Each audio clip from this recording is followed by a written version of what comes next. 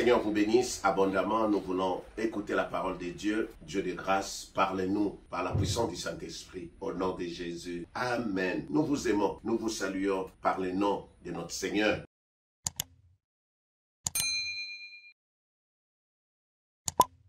Chers amis, savez-vous que nous pouvons voir Dieu de manière constante? David connaissait le secret. Il pouvait voir Dieu de manière répétée. Certes, la Bible déclare qu'il est impossible de voir Dieu avec ses yeux, sinon on meurt. C'est lui qui ose meurt. Exode chapitre 33, verset 20.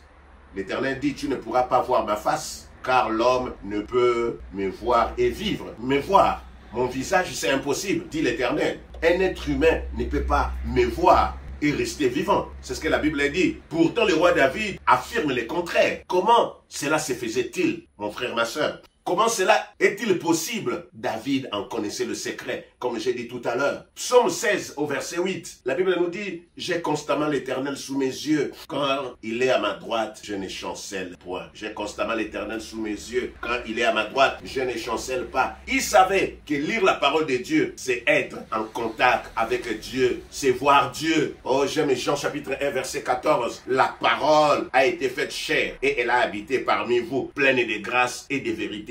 Jésus-Christ a habité avec nous. Il est parti avec les corps physiques, mais il nous a laissé la parole. Quand nous lisons la parole tous les jours, nous pouvons voir Dieu de manière constante. Quand David dit, j'ai l'Éternel sous mes yeux, matin, midi, soir, à tout moment. C'est-à-dire à chaque fois qu'il lisait la loi, à chaque fois qu'il lisait la parole de Dieu, il pouvait voir Dieu. C'est pourquoi il lisait à tout moment et à chacune de ses lectures était une rencontre avec Dieu. Ainsi, si nous agissons comme David, si nous lisons constamment la Bible, la parole de Dieu, nous serons en contact avec Dieu. Écoutez ce que la Bible dit dans Jacques 1 verset 25. Mais c'est lui qui aura plongé les regards dans la loi parfaite, la loi de la liberté, et qui aura persévéré, n'étant pas un auditeur oublié, mais se mettant à l'œuvre, celui-là sera heureux dans son activité. Celui qui aura plongé ses regards dans la parole de Dieu, celui-là est heureux, celui-là voit Dieu à tout moment. Quand toi tu vois Dieu, quand le Seigneur te fait grâce de le voir, qu'est-ce qui peut encore te manquer dans la vie? Car il n'est pas le Dieu de certains. Si David dit j'ai constamment Dieu, il n'est pas seulement le Dieu de David, mais il est le Dieu de tout le monde. Vous comprenez pourquoi on peut aisément lire toutes sortes d'écrits. On peut lire les journaux, on peut lire les bouquins, on peut lire les livres, on peut tout lire, mais nous avons du mal à lire la parole de Dieu. Il est très difficile pour certains de lire la Bible. Pourquoi? Cela nous empêche de voir Dieu. Pourquoi nous pouvons tout lire, regarder la télé longtemps, mais pas lire la parole de Dieu? Parce que l'ennemi n'acceptera pas que tu sois au contact de Dieu, que tu vois Dieu de manière constante. C'est la raison pour laquelle Josué 1:8 dit que ce livre de la loi ne s'éloigne point de ta bouche. Médite-le jour et nuit,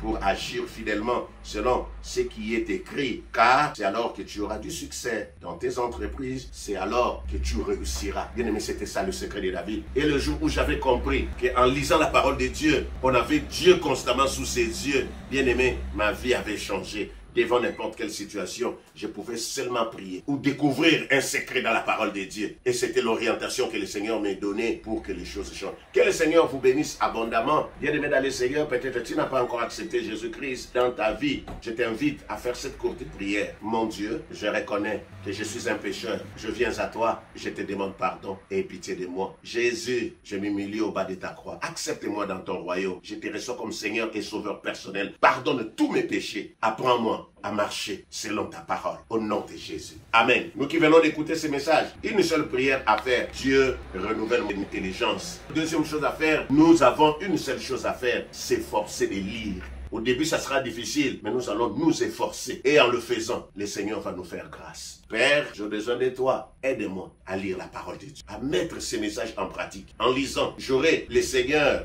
sous mes yeux de manière constante. J'ai besoin de toi. Fais-moi grâce. Au nom de Jésus. Amen. Que le Seigneur vous bénisse abondamment. Nous vous saluons. Amen.